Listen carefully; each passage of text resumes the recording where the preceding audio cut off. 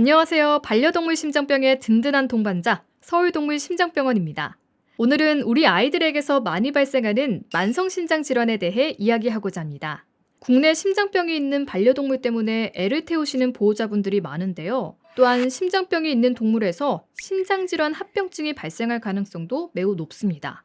이 때문에 신장질환에 대해서 궁금해하시는 분들이 매우 많은데요. 스스로 검색도 해보고 자료도 찾아보는데 이게 정말 맞는 건지 헷갈리셨죠? 평소에도 보호자님들 이야기 들어보면 심장약을 먹어서 신장이 망가진 것은 아닌지, 심장약이나 이뇨제를 중단해야 하는 건 아닌지, 신장병은 어떤 검사가 필요하고 어떻게 진행을 하는지, 우리 아이 수액을 맞아야 하는지, 음수량은 얼만큼 줘야 하는지, 어떤 사료를 먹어야 하는지 등 궁금한 점이 너무도 많으십니다. 물론 가정관리 외의 것들은 동물병원에 믿고 맡기면 됩니다. 하지만 보호자분들도 신장병이 대략 어떤 검사가 필요하고 어떻게 진행할지 감은 잡고 있어야 덜 당황하고 치료 비용, 시간, 노력 등에 대한 대비가 조금이나마 가능할 것 같습니다. 이번 강의를 통해 보호자님들이 평소에 궁금하셨던 부분뿐만 아니라 사랑하는 우리 아이들 건강하고 행복하게 지낼 수 있도록 집에서 할 수 있는 기초신장관리법에 대해 간략히 소개해드리고자 합니다. 앞으로 소개해드릴 내용은 다음과 같습니다. 환자 관리 방법에 대해 이야기하기에 앞서 보호자님들의 이해를 돕기 위해 기본적인 신장의 역할 및 만성신장 질환이 어떤 것인지, 그리고 심장병 환자에서 왜 신장 질환이 많이 발생하는지, 만성신장 질환에서 어떤 검사가 필요한지 등에 대해 설명드리겠습니다. 그 후에 만성신장 질환의 진행 양상과 진행 단계별로 병원에서 진행될 검사나 치료에 대해서 간략히 알려드리겠습니다. 소개해드리기에 앞서 먼저 용어에 대해 짚고 넘어가려고 합니다. 아픈 동물에 대한 용어 정리가 아직 확실하지 않습니다. 미국에서는 아픈 동물을 부를 때 사람에서 쓰는 페이션트란 단어를 동물에 그대로 적용합니다. 국내에서는 환자로 할지 환축으로 할지 아직은 정립이 되지 않았습니다. 저희는 편의상 아픈 고양이와 개를 환축 혹은 환자로 혼용하겠습니다. 첫 번째로 신장이 어디에 위치해 있는지, 그리고 신장의 역할은 어떤 것들이 있는지에 대해 간단히 알아보겠습니다. 동물에서 신장은 어디에 위치해 있을까요? 신장은 왼쪽 그림과 같이 강낭콩 모양으로 척추에 가까운 복부의 뒤쪽에 왼쪽, 오른쪽 각 한 개씩 총 2개가 존재합니다. 그렇다면 이 신장은 어떤 역할을 할까요? 신장은 동물의 몸에서 청소부와 균형 조절자로서 역할을 합니다. 첫 번째로 신장은 청소부처럼 몸에서 나오는 쓰레기들을 청소하는 역할을 합니다. 음식을 먹으면 쓰레기가 나오는 것처럼 동물의 몸에서도 호흡, 땀, 대변, 소변을 통해 몸에서 만들어진 노폐물들을 배설하게 되는데요. 신장은 소변을 통해 우리 몸에 있는 쓰레기들이 쌓이지 않고 밖으로 배출될 수 있게 합니다. 두 번째로 신장은 몸의 균형을 맞추는 균형 조절자로서 역할을 하게 됩니다. 이렇듯 중요한 역할을 하는 신장에 문제가 생겼을 때 이를 신장 질환이라고 합니다. 우리 몸은 항상 일정한 균형 상태를 유지하려고 노력하게 됩니다. 신장은 몸의 수분, 전해질, 산염기, 혈압, 적혈수 등 많은 중요한 것들을 조절하고 균형을 맞추는 역할을 합니다.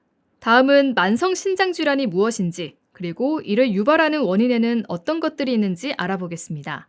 만성신장질환은 앞서 설명드린 신장의 기능들이 점진적으로 감소하는 것을 말합니다. 몸에서 만들어진 노폐물을 내보내지 못하고 수분, 전해질, 산염기, 호르몬 균형 및 혈압을 제대로 유지하지 못하게 됩니다. 몸에서 만들어진 노폐물들을 내보내지 못하면 어떤 일들이 생길까요? 우리 집에서 쓰레기를 밖으로 내보내지 못하게 되면 냄새가 나고 속이 울렁거리고 머리가 아프겠죠? 동물의 몸도 동일합니다. 노폐물을 밖으로 내보내지 못해 몸에 쌓이는 현상을 고질소 혈증이라고 하는데요. 이 고질소 혈증이 심해져서 몸에 여러 가지 문제가 발생하는 것을 요독증이라고 합니다. 요독증이 생기게 되면 동물의 입에서 구취가 심해지고 구역감으로 인해 식욕이 떨어지고 오심 등이 발생하게 됩니다. 심각한 경우 뇌에도 영향을 미쳐 발작과 같은 신경 증상이 나타날 수 있습니다. 이와 더불어서 신장의 다른 기능 중 하나인 수분, 전해질 균형 및 혈압 유지에 실패하게 되면 탈수, 전해질 불균형, 산염기 이상, 고혈압 등 여러 문제가 발생합니다. 그렇다면 이러한 만성신장 질환은 왜 발생할까요? 관련된 이유는 너무도 많습니다. 대표적으로 유전적 요인, 노화, 감염, 요로폐색이나 자가면역 질환, 약물, 고혈압, 종양 등에 의해 발생하게 됩니다. 만성 신장질환은 특히 심장병 환자에서 많이 발생하게 되는데 이 이유에 대해서는 다음 슬라이드에서 설명드리겠습니다. 왜 심장병 환자에서 신장질환이 많이 발생할까요? 심장과 신장은 별개의 장기라고 생각이 되지만 이 둘은 마치 친밀한 가족처럼 서로 밀접한 관련이 있습니다. 서로 상호 보완하기도 하고 한쪽이 아프게 되면 다른 한쪽도 같이 아프게 됩니다. 심장질환으로 인해 신장질환이 생기는 것을 카디오리날 신드롬, 즉 심장-신장-증후군이라고 합니다. 심장병에 의해서 2차적으로 신장 기능에 이상이 생기고 신장 기능에 이상이 생기면 또 심장 기능에 영향을 줍니다. 이처럼 심장과 신장 사이에 밀접한 병리적 관계가 형성되어 있는 것을 심장-신장-증후군이라고 합니다. 혹시 보호자님들 중에 우리 아이가 먹고 있는 심장약 때문에 신장이 손상되는 건 아닌지, 특히 이뇨제 때문은 아닌지 고민하시는 분들 많으실 거라 생각합니다. 사실 이뇨제를 사용하면 몸에서 물이 나가다 보니 탈수가 발생할 수 있고 이로 인해서 신장 수치가 오를 수 있습니다. 탈수가 되면 전체적인 혈액 내 성분들이 진해지면서 대부분의 혈액 관련 수치가 증가합니다. 그러나 이것이 신장 기능이 나빠졌다는 걸 의미하진 않습니다. 탈수로 혈액 성분이 진해지고 신장 수치가 증가하면서 신장이 망가졌다는 착시 효과가 나타납니다. 이것 때문에 이뇨제가 신장을 망가뜨린다는 말이 나오는데 이뇨제가 신장 독성을 나타내려면 치료 용량의 수십 배가 투여돼야 합니다. 물론 이뇨제에 의한 장기적인 탈수는 신장 기능에 도움이 되진 않습니다. 그러나 이를 근거로 이뇨제가 단순히 신장을 망가뜨리는 신장 독성 약물이라고 단정해선 안 됩니다. 신장 독성 약물과 이뇨제를 혼동해선 안 됩니다. 먹으면 신장에 독성이 있는 약물이 있고 이 약물들은 사용 전 철저한 주의가 필요합니다.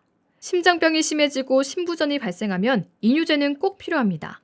신부전이 왔을 때 이뇨제는 선택이 아니고 불가피하게 사용해야 하는 매우 고맙고 중요한 필수 약물입니다. 이뇨제는 심장병을 가진 우리 아이들이 보다 더 건강하고 오래 살 수 있게 도와주는 필수적이고 고마운 약물임을 꼭 기억해 주셨으면 좋겠습니다.